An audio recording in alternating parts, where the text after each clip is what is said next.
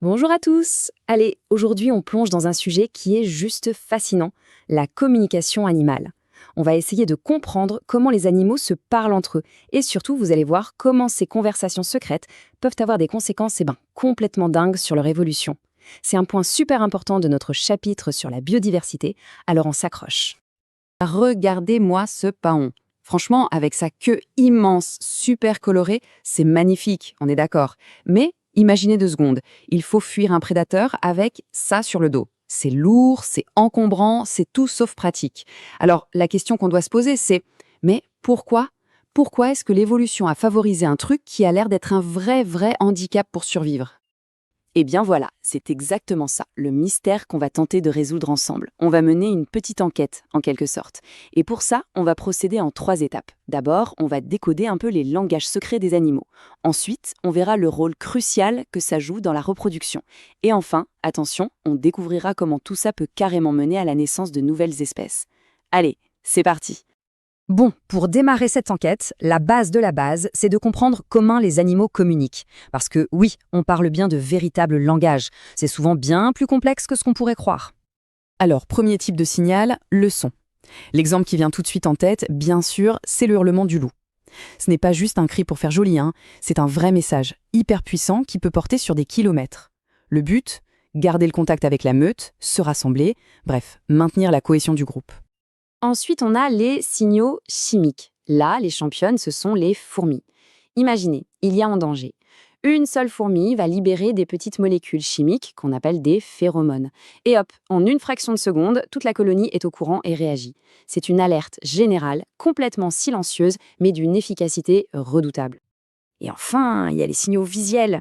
Et là, ça peut devenir super sophistiqué. Prenez les abeilles. Quand une abeille trouve une super source de nectar, elle ne rentre pas juste à la ruche, non, elle se met à danser. C'est ce qu'on appelle la danse frétillante. C'est hyper précis. L'angle de sa danse indique la direction par rapport au soleil et la durée de la danse indique la distance. C'est un véritable GPS intégré, mais en version chorégraphie. C'est fou, non? Bon, tous ces exemples, le loup, la fourmi, l'abeille, illustrent un concept super important, la communication intraspécifique. Alors le mot a l'air compliqué, mais en fait c'est simple. Intra, ça veut dire à l'intérieur, et spécifique, ça vient d'espèce. Donc c'est la communication à l'intérieur d'une même espèce. Si on veut une définition un peu plus carrée, c'est la transmission d'un message qui part d'un émetteur, arrive à un récepteur et qui change le comportement du récepteur. Ça, c'est vraiment une notion clé à retenir. Ok, maintenant qu'on a posé les bases de la communication, on peut revenir à notre mystère de départ, le paon. On a vu que communiquer, ça sert à trouver à manger, à éviter les dangers. Mais une de ses fonctions les plus cruciales, c'est pour la reproduction. Et c'est là, vous allez voir, que ça devient vraiment passionnant. Alors, en évolution, on a déjà beaucoup parlé de la sélection naturelle. Pour rappel, c'est l'environnement, donc les prédateurs, le climat, la nourriture disponible, qui fait le tri, qui sélectionne les individus les plus aptes à survivre. Mais attention, il y a une autre force tout aussi puissante qu'on appelle la sélection sexuelle. Et là, le juge, ce n'est plus l'environnement, ce sont les partenaires. L'objectif, ce n'est plus juste de survivre, c'est de se reproduire. La nuance est énorme. Et cette sélection sexuelle, elle se joue de 2 grandes manières. D'un côté, on a la baston, la compétition entre les mâles pour avoir accès aux femelles, et de l'autre, on a le choix des femelles. Elles ne s'accouplent pas avec n'importe qui, elles ont leurs critères. Regardons l'exemple des cerfs, c'est très parlant. Les mâles se battent entre eux, parfois très violemment, avec leur bois. Forcément, celui qui a les bois les plus grands et les plus costauds a plus de chances de gagner. Et le gagnant, il remporte le droit de se reproduire. Du coup, il transmet ses gènes, y compris ceux qui codent pour de grands bois, à la génération suivante. Et ainsi de suite. C'est une sorte de course à l'armement, si on veut. Sur des milliers d'années, la taille des bois dans la population augmente. Et voilà, on a la clé de notre énigme. La queue du paon, c'est exactement comme les bois du cerf.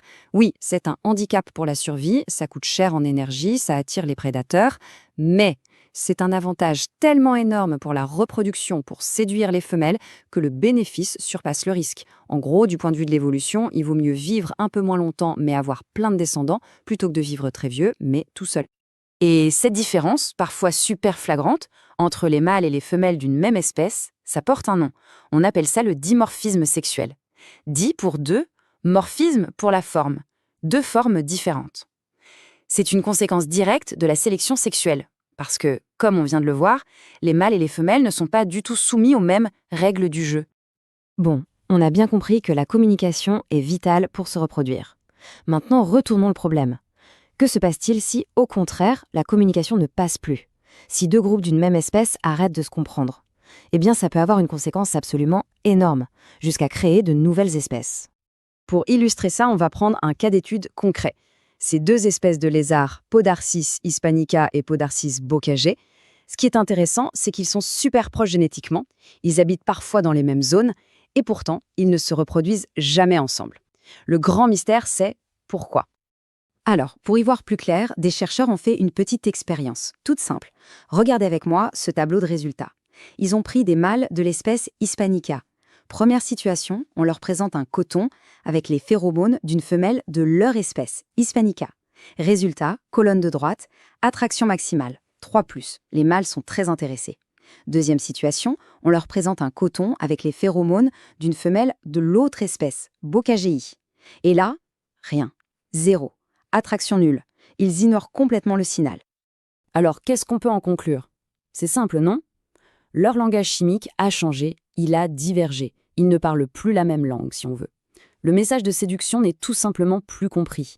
Et ça, c'est ce qu'on appelle un isolement reproducteur. C'est une barrière invisible mais infranchissable qui empêche ces deux groupes de se reproduire ensemble.